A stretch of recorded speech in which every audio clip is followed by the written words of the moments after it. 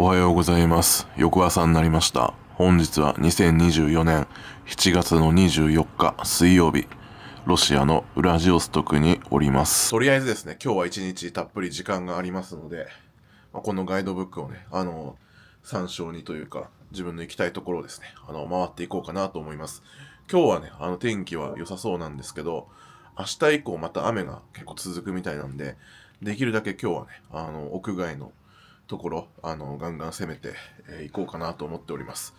こちらのルルブを見るとね、そんなにウラジオストクもね、見るものがたくさんあるっていうわけじゃなくて、ベストは2、3日でゆっくり、観光するのがいいよっていうふうに書いてあって、あと食べ物とかね、当時の日本と比べるとですね、物価は違うと思うんですけども、海鮮系を攻めるのが、日本でカニを食べるより安いとか、そういったことが中心に書かれておりますので、ちょっと今シーズンではないですけどね、海産物のそのカニとかに関しては、その辺も市場行ったりとかもしようかなと思っております。ちょっと今喉が枯れちゃってますけど、はい。とりあえず今から朝ごはんがこのホテルついてますんで、ちょっと食べに行きます。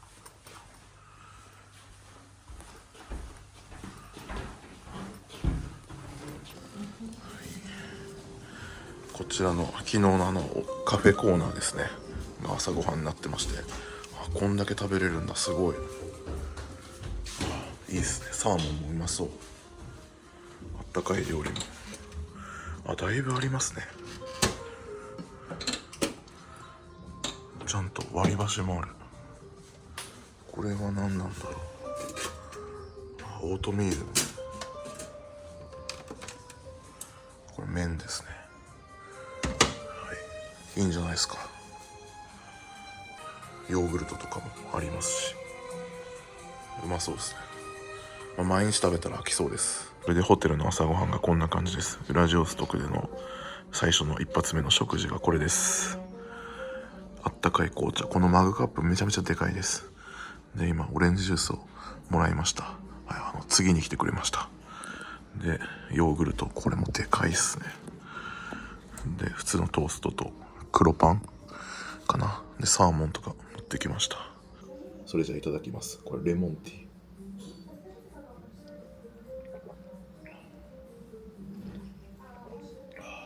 で、朝食の内容としてはね、全然豪華で十分なんですけど、やっぱり野菜系は少ないですね。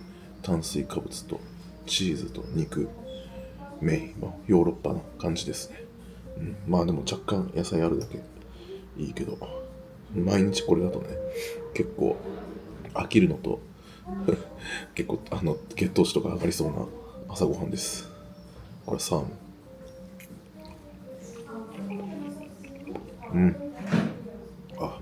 うまいです。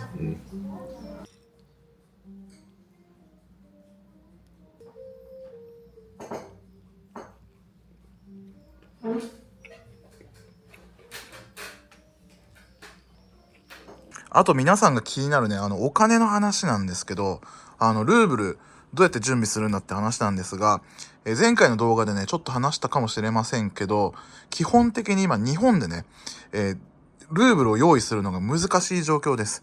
基本的には前回のモスクワに行った時よりもさらに難しくなりました。で、成田空港、関西空港ね、自分が調べた限りは、日本の拠点空港ですよね。あと羽田か。ルーブル両替不可です。ただね、セントレアだけはね、なぜか知らないけど、8月までは、ルーブル取引 OK だったんですよ。セントレアの直営の両替所ね。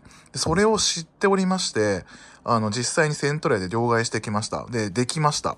で、ちょっと少ない量しかやらなかったもんで、今回は、韓国にいる時に、ウォンをね、ルーブルに変えました。韓国は普通に変えれるんですよ。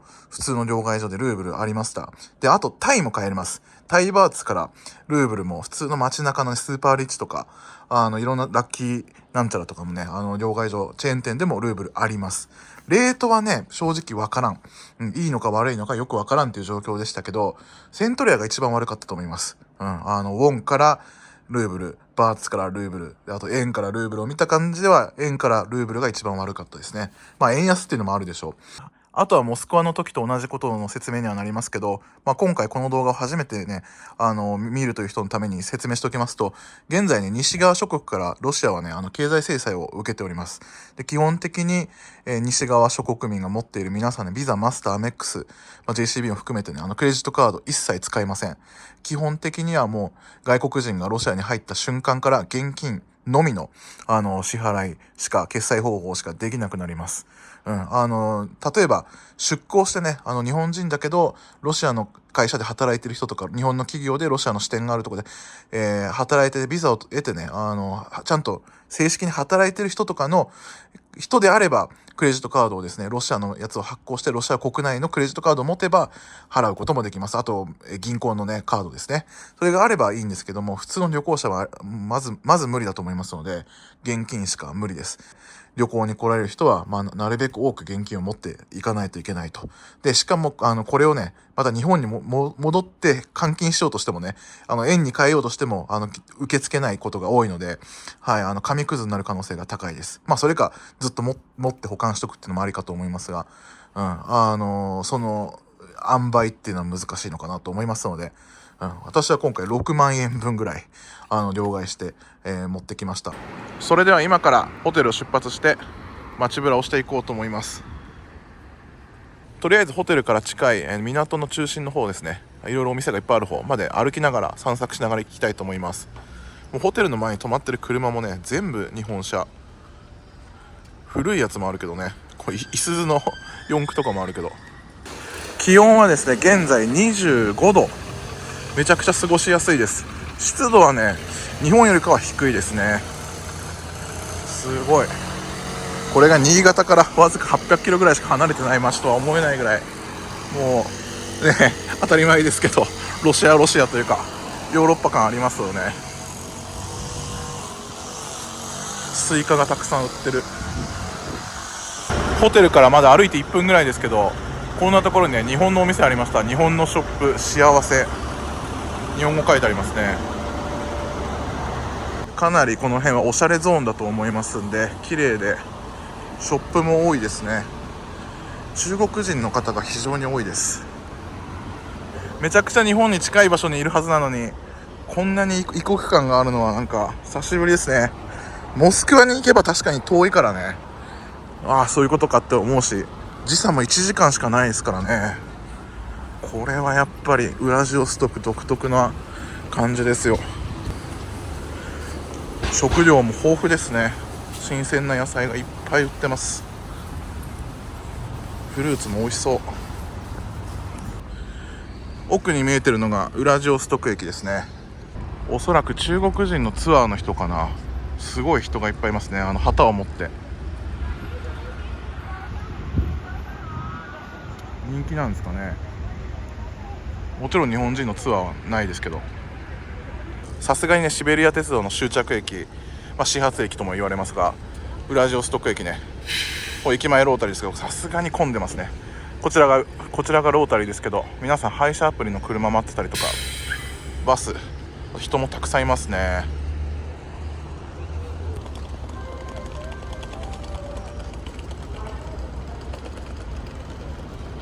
シベリア鉄道1週間かけてモスクワに行くことできるんで、乗りたい人も多いと思いますけど自分は1週間乗りたくないですね。一番上に出てるのはこれアエロポルトなので空港行きかな。あとハバロスクとかも行く電車もね結構本数あると思います。日帰りじゃねハバロスクきついですね。何日かいると思います。この駅の作りが素晴らしいですね。これだけでも観光になりますね。とりあえず駅の中入ってみました。こんな感じです。天井もすごい綺麗ですね。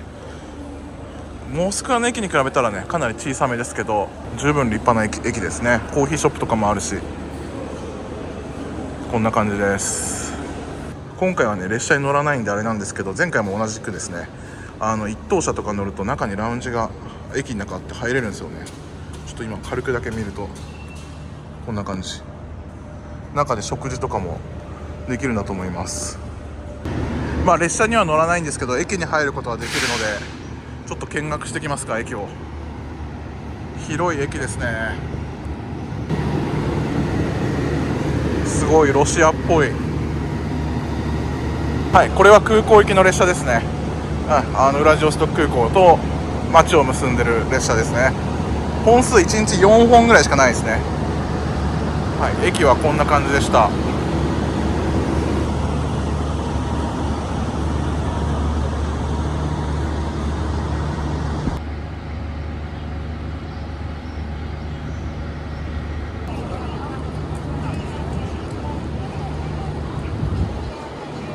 ちょうど目の前にチャイニーズ集団のツアー客たちがいるんでついてきますか。多分標準コースをこの人たちは回ると思うので、おそらくこの人たちはフェリーでどっか行くんだ。フェリーというかクルーズかな。ここに書いてあるね。ちょっと船乗る人たち専用だ。初めて来ましたね、ウラジオストクのフェリーターミナル。駅と直結なんだ。すごいですね。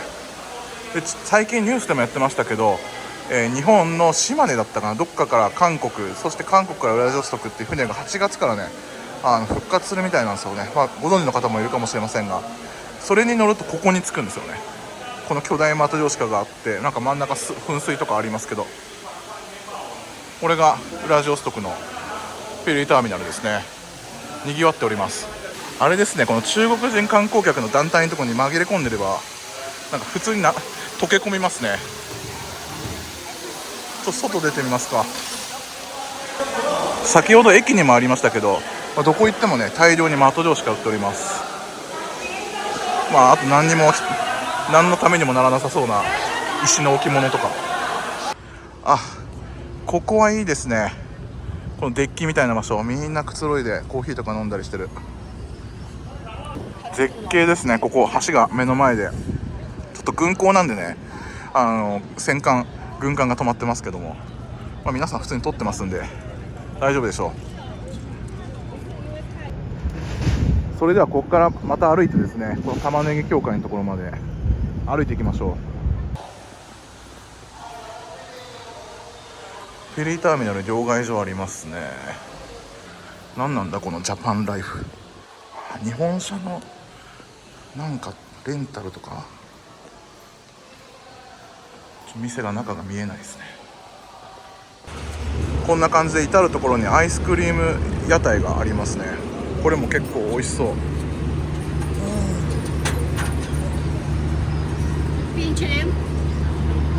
はい、シングルで50ですね、ダブルで100。それでは今から教会とグム百貨店と、あとケーブルカー乗って山の展望をね、眺望を見に行きましょうか。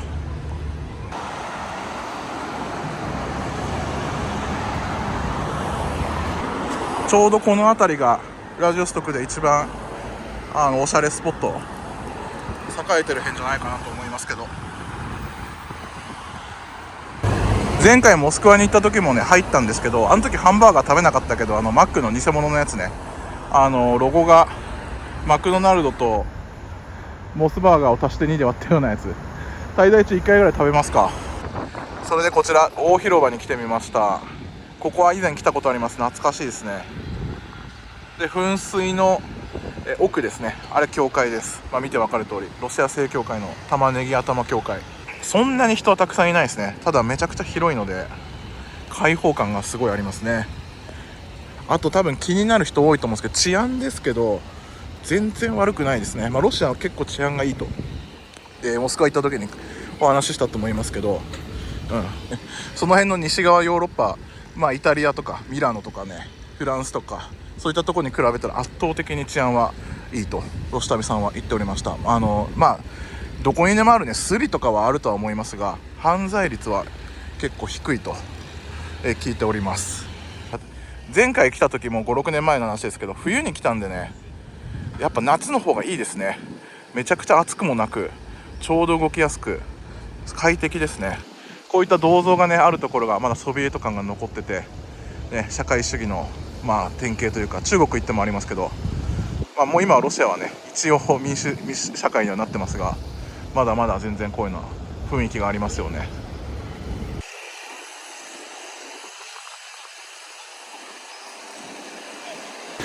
こちらの教会の近くに見えるかな、これがロッテホテルですね。普通に営業してます。多分ねこのウラジオストックの中で一番高いんじゃないかな、ホテルの値段として。泊まりたかったけど1泊4万ぐらいしたかな。4万か5万ぐらいするはずです。教会の中に入ろうとしたんですけど、なんか掃除のおばちゃんに入るなって言われたんで、もう今掃除中ってことかな。それかアジア人だからダメなのかな中に普通に入ってる人いたんですけどね、まあ別にそこまで興味はないんで中はちょっと見るのやめときます。それで中央広場の反対側ですね、道を挟んでグム百貨店ですね。ここも来たことあります。ちょっと一回入りましょうか。であとちょっとしたらお昼になるんで、適当にこの辺で何か食べましょう。はい、グム百貨店の中入りました。百貨店の中ね、全然お店がやってないです。閉まってるかもうなんか壊してる感じで、まあ、この建物にはねすごく歴史的な価値があるのは分かってるんですけど、お店自体ほぼないに等しい。ガラガラですもん。もうこんな感じで、なんか買い物とかそういうところではもうないですね。見るもんないです。グム百貨店の隣にやたら中国人がいっぱいいるお店があって、これ多分お土産とか買わせるとこだと思います。ツアーで寄るみたいな。そこにツアーでもない私がちょっと一旦入ってみました。ロシアのお土産が安いかもしれないですね、こういうとこの方が。いやスーパーの方が安いかな。いろいろ見てきますか。まあ正直どこでも売ってるようなねドライフルーツとか、まあこういった木の実ですよね、ナッツとか。あ、珍しい松の実売ってるわ。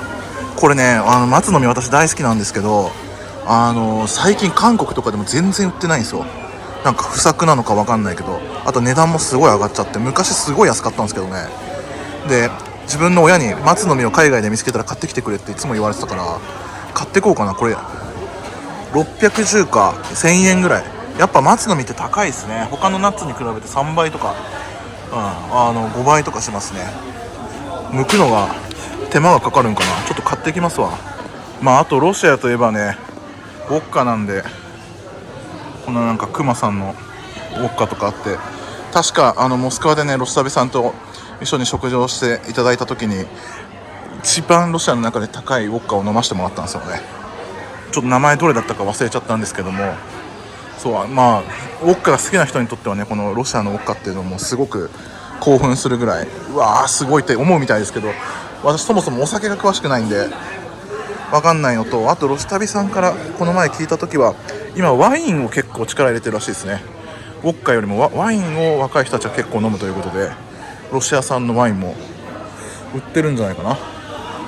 まあ日本も同じだと思いますけど、お酒に関してはね安いのもあればすごい高いのもあるみたいな感じで、本当に安いのは激安ですね。ウォッカとか普通に400ルーブルとか300とかで1本値段でありますし、高いのだともうねこんな風に3000とかしますから、これ4000とかね、全然こう値段が違いますよね。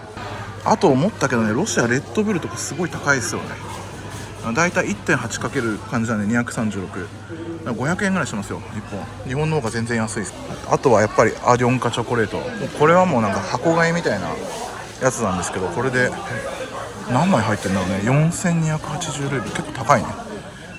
まあこんだけ買えばってことでしょうけど、そもそも物価も上がってるだろうし、なんか基準が分かんないんで高いのか安いのかよく分かんないですね。とりあえず松の実だけ買います。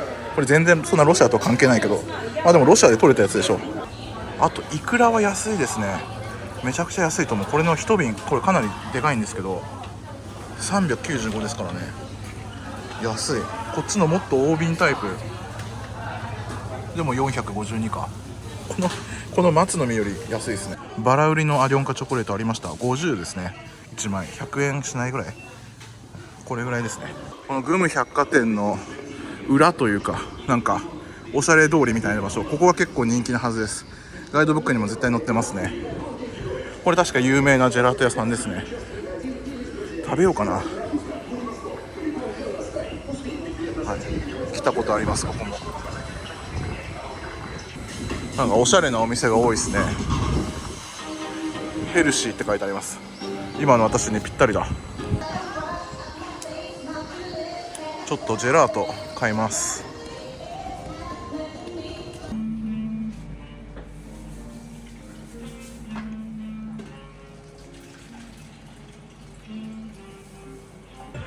ということでジェラートを頼みました。この緑のね、お店の人がおすすめしていたモヒートのジェラートで、これ普通のバニラですね。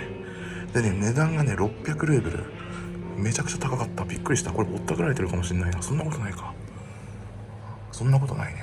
あ、でもこれアイスとドリンクついて559。これアイス2つで600なんですけど、まあアイスの値段が高いのかな。これね、日本円で1000円ちょっとですね。まあ量はありますけどね。まあ美味しければいいや。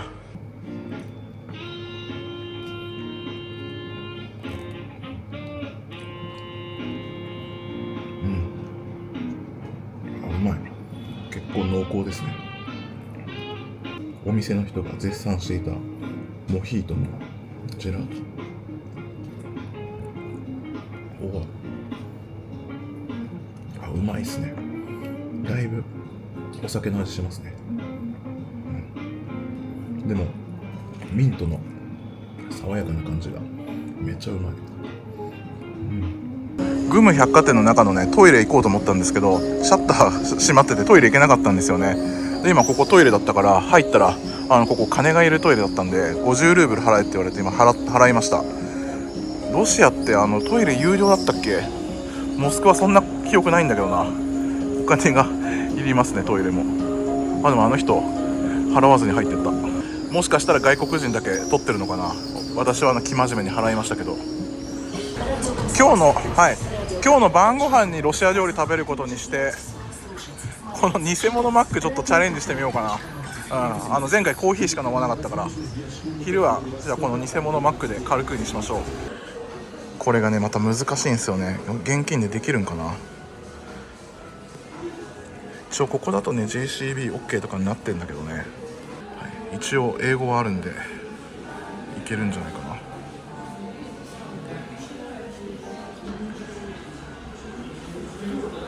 どれがいいんだろう。ニューチキンプレミアカレーバーガー、あんまうまそうじゃないな。普通のビッグマックビッグマックはもうないんだ。名前は変えてるんだね。そうかそうか。もう明らかにこれクォーターパウンダーだけどね。これもビッグマックでしょ。グッドバリューそんなになんかロシアっぽいようなものはないな。でもこのロマンバーガーコンボ、何このロマンって気になりますね。これにしようかな。異様に高いな。466もする。他のやつまあそうか500ぐらいか。でもビッグマックのやつは381だもんな。グランドコンボ、これクォーターパウンダーですね。セットのゼロコーラにしました。472。せっかく一生懸命メニュー選んだんですけど、カードかこう電子マネーじゃないと払えないです。ちょっとカウンターで頼みます。なんとか注文できました。途中からですね英語が喋れるスタッフの人とチェンジしてすごく丁寧にやってくれました。でテーブルまで持ってきてくれるそうです。はい、ちゃんとメニューはね頼めましたんで、ちょっとなんかさっきより高い気がするんだけどな。商品提供までめっちゃ早かったですね。すぐに来ました。はい、ゼロコーラとポテトでバーガーですね。うわすごいすごいことになってる。やっぱりこのマック感がありますね。こう赤じゃなくてオレンジに変えてるっていう、そういう強調してるのかな。でもこのやつ全部そうでしょうね。今までマックだってね工場で作ってるんでしょうね。はい、ケチャップも無料でついてきました。ドリンクはね氷は入ってないですね。その代わりなみなみコーラが入ってる。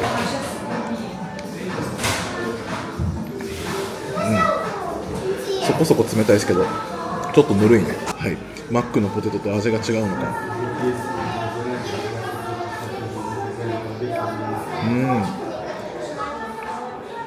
一緒な感じがするな。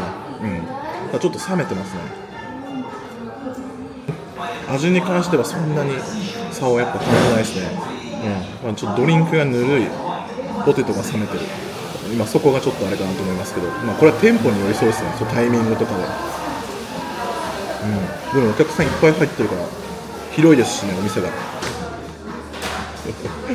レタスの量がすごい。それじゃあいただきます。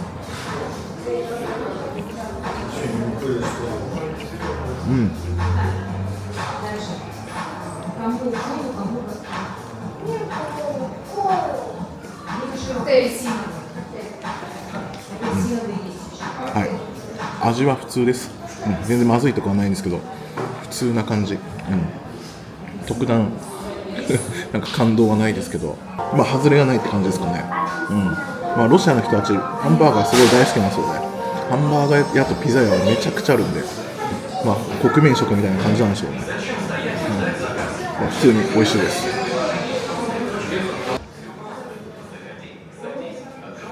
まあ経済制裁をねバチバチ食らってるせいで、スタバとかマックとかね、こういう感じになってるのはロシアの今の状況なんで、モスクワに行った時もそうでしたけど、だからね、まあ、日本から飛行機で2時間も飛べばこのマクドナルドもどきも食べれる場所がこんな近くにあるっていうのはね、やっぱりすごいなと思いますね。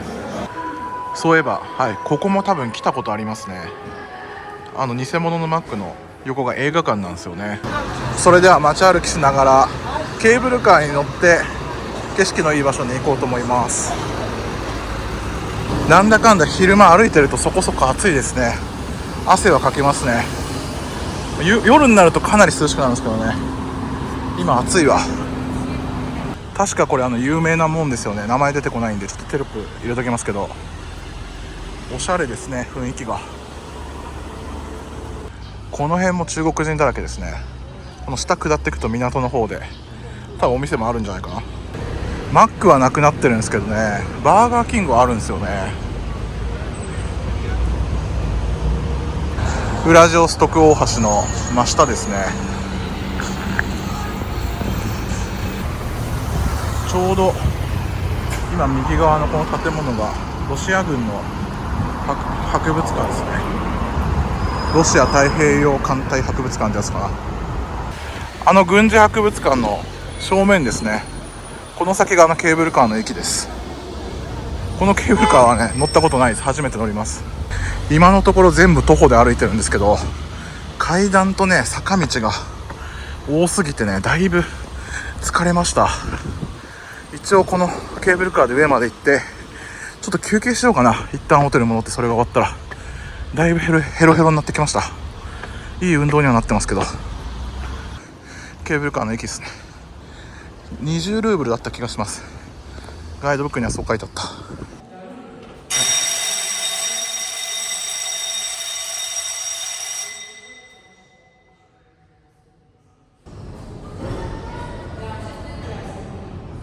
はい、お金は多分後で登った後に払うのかな。30ルーブルになってるみたいですね。はい、もう行っちゃいました。次のやつ乗ります。ということでケーブルカー乗りました。今目の前にいるおばさんが集金係の人で、30じゃなくてね39ルーブルですね。そう、雑誌だとね20だったんですけども、倍ぐらい値段が上がったってことですね。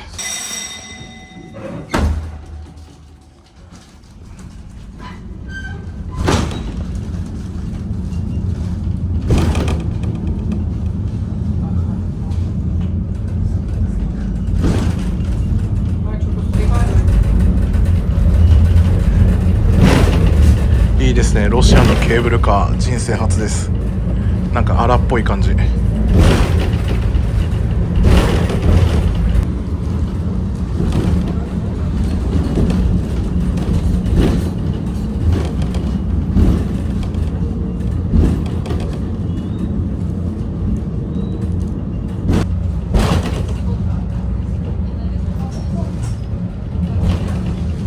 頂上の駅着きました。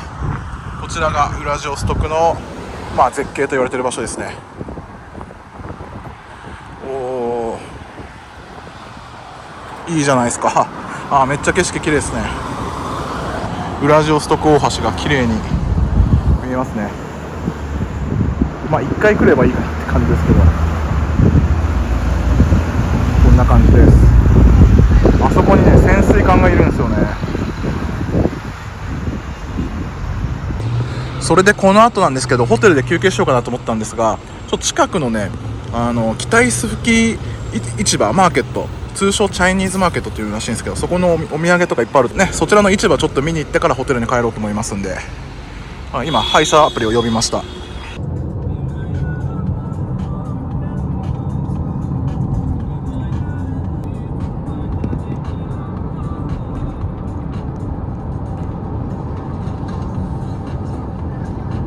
ということで北指宿市場、通称チャイニーズマーケット来ました。ここはね、なんか中国製品がたくさん売られてるからチャイナマーケットって言われてるらしいんですけど、このロシアのお土産とかが多く売られてて、観光スポットになってるということで書いてあったんで来ました。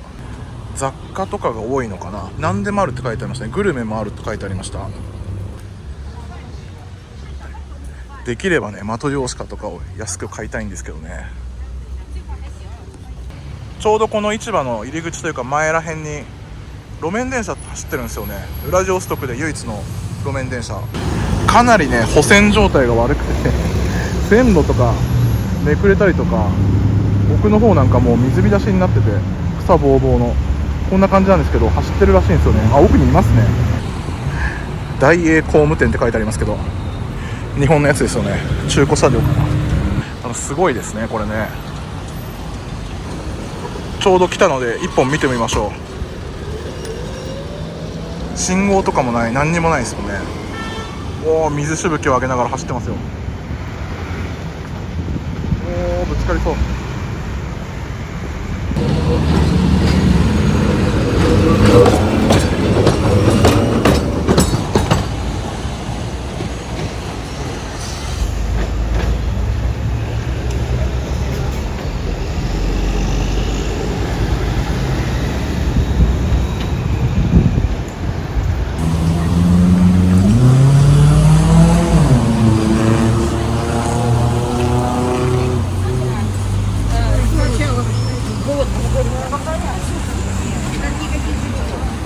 すごいな。なんかあんま衛生状態はよくなさそうですね。ちょっと臭いですね。いろんなものの匂いが混ざってる。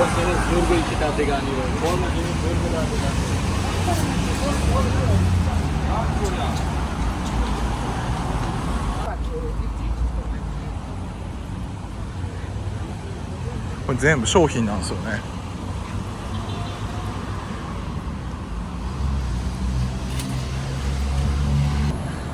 路上店はこんな感じなんかな。なんか建物に入ってるところもあるみたいなんで、そっちを行ってみますか。は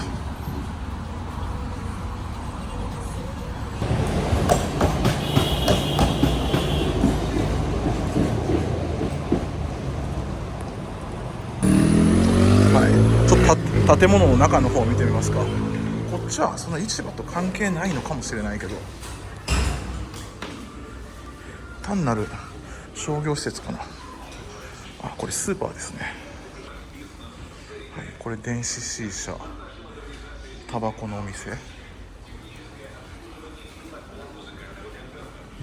と香水とか服屋さんですね。これはあんま関係ないかもしれないね。ネットで調べる限りね、こっちの道の挟んで奥のこの建物が結構メインでね、いっぱいごちゃごちゃ売ってたらしいんですけど、ご覧の通りなんかぶっ壊してるんですよね。なんでお店ほとんどない状況です。さっきの路上のとこだけだ。なんで壊してるのかわかんないんですけど、新しく建て替えるのかな。ということで、ここもそんなに見るものはもうないですね。入り口のとこのお店だけやってるだけで、中は全部今もう解体中みたいな感じでした。これ2024年7月の最新情報です。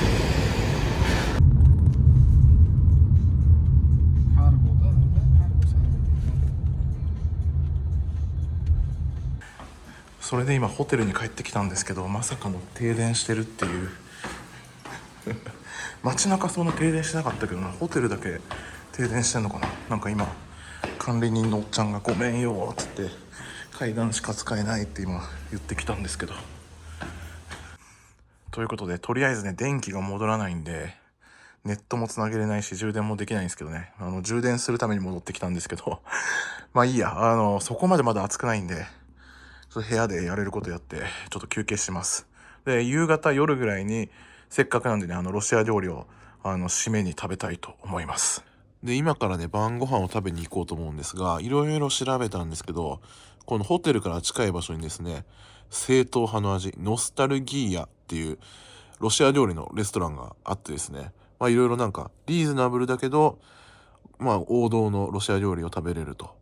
スープもあっさりしてて日本人好みの味わいということで、このホテルからね350メートルぐらいの場所にありました。この情報に関しては最新じゃありませんので、もう数年経っててね、お店がない可能性もあるけど、とりあえずここに行ってみようと思います。ノスタルギーヤ。あとですね、ローカルスーパーちょっと来てみました。ホテルの近くにあったんですけど、どれぐらいの物価感か見ておきましょうか。はい、ポテトチップス結構ロシアの人たち食べると思うんですけど、まあどこの国でも食べるか。65ぐらいです。100以下ですね。だいたい1ルーブル 1.77 円、今 1.8 円と計算しても、そこまで高くはないかな。100ルーブルで180円計算です。なんでこれだと150円ぐらい。どうでしょう、日本のスーパーよりはちょっと高いかもしれないですね。安いのもあります。これポテトチップスじゃないけど、500のペットボトルの水が、これネスレの水ですけど30ですね。で1リットルのやつが 52.5。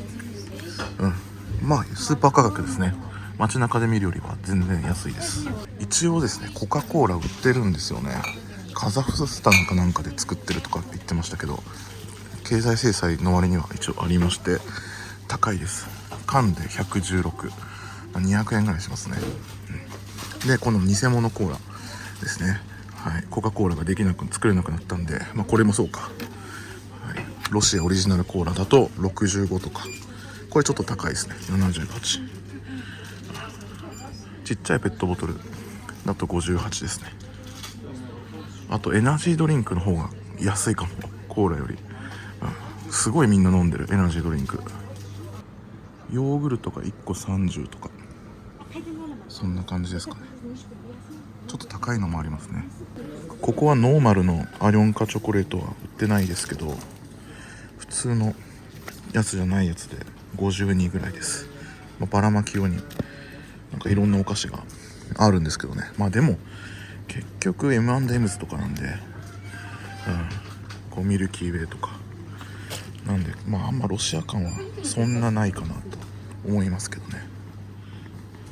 近くて遠いウラジオストクになってしまいましたんで、なかなか来れるタイミングないのでね、ロシア料理をがっつり食べようと思います。おしゃれなねお店も本当に多いですよ。日本食も結構ありますね。あと韓国料理、あちら韓国料理ですね。ウラジオストクね、北朝鮮国営レストランもあるんでね、行こうかと思ったんですけど、前回行ってるんでね、やめました。ロシア料理にします。ここで合ってると思います。正統派なロシア料理が食べれそう。日本語も書いてある。アートギャラリー。いいや、お店入りましょう。お店の雰囲気はめちゃくちゃいいです。ガイドブックに載ってるだけありますね。奥の水槽にカニがいますよ。カニが見ましたけど、カニはちょっと高かった。メニューがですね、全部ロシア語と中国語しかないそうです。多分昔は英語とかあったんじゃないかな。英語すらなかったんで、なんとかねGoogle レンズと Google 翻訳でスタッフの人に言って注文できました。で今飲み物来ました。炭酸水です。はい、氷別料金なんかな。今氷持ってくるとは言ってましたけど、多分氷別料金ですね。でも今回ケチらずにもう好きなものを頼みました。ボルシチとビーフストロガノフと、あとここの名物だっていう、ハンバーグ、鶏肉のハンバーグなのか分かんないですけど、それが書いてあったんで、それ頼みました。ということでボルシチ来ました。うまそう。パンとかサワークリーム、ニンニク、ハムみたいなのもついてますね。超うまそう。すげえ久しぶりに食べます。続きましてビーフストロガノフ来ました。以前食べた風紀新カフェっていう、ロシアでモスクワでかなり有名なお店で食べさせていただいたんですけど、それともまたちょっと違う感じですね。じゃがいももすごい量だな。じゃあいただきます。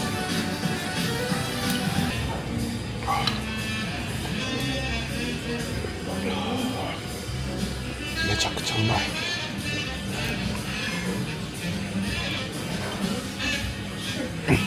久しぶりに食べるとめっちゃうまいですね。優しい味。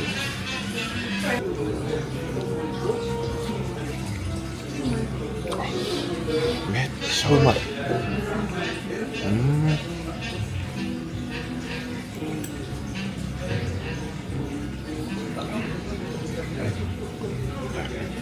すごい濃厚なシチューみたいな感じで日本人の人が好きな味だと思います。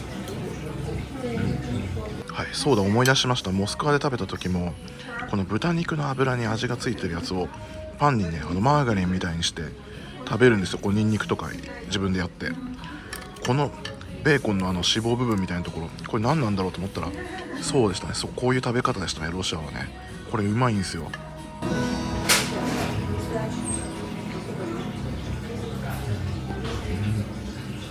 めっちゃうまい。それでこちらがこのお店の一番の名物らしいんですけど、鶏肉のハンバーグみたいなやつです。中になんか野菜が詰め込まれてます。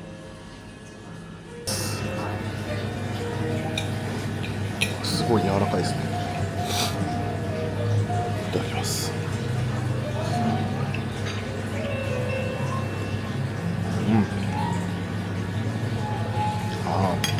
鶏肉のステーキに野菜が入ってる感じ。味はシンプルですね。すごい食べやすい。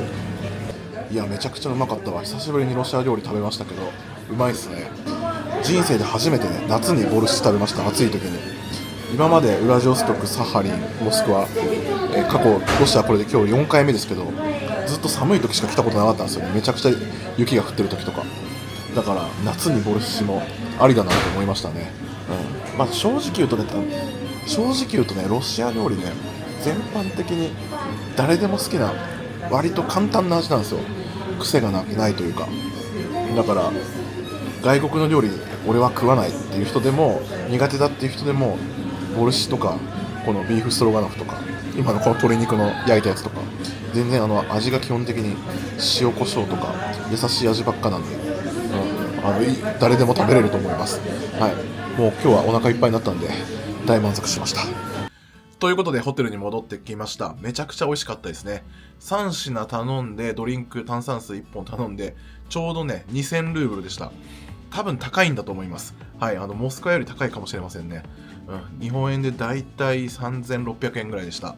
まあでも今回はね、せっかく来てるしちゃんとしたレストランでロシア料理食べれた方の満足感の方が高いので、下手したら日本のロシアンレストランで食べた方が安いかもしれませんけど、せっかく来てますしね、そこはケチケチ考えず満足度の方が高かったかなと思いますので OK です。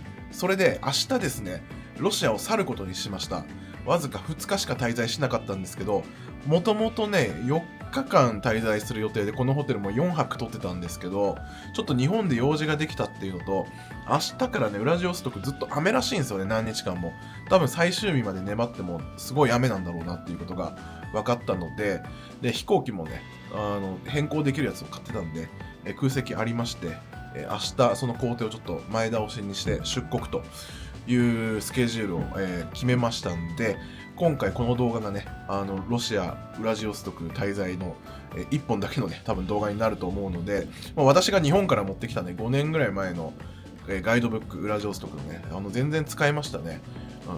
掲載されてるお店、今回私が行ったお店に限りますけど普通にやってましたし、ネットに書いてあってね、いろいろ調べた情報だと潰れたお店もあるんだろうけど、意外とそんなに外れてなかったかなと思ったんで、ルルブですね役に立ちましたし、あと自分が実際にその5年前ぐらいに来た時の街の様子と比べてもですね、そんなに差はなかったのかなと。モスクワに行った時もね感じたんですけど、とてもね戦争中の国という雰囲気はウラジオストクでも感じられなかったというか、ごくごく普通な感じに私には見えました。旅行者目線でね外部の人間なんで深いところまでは見えてないですけど、スーパー行っても普通に物はたくさん売ってるし、それなりに街は賑わってるし、インフラも普通に動いてるしということで、今回はこんな感じでウラジオストク滞在編の動画以上になります。次回ですね、行きと同じ航空会社になるんですけど、中国ユナイテッド航空を使いまして一度また北京に戻りますので、そこからお届けすることになるかなと思います。ご視聴ありがとうございました。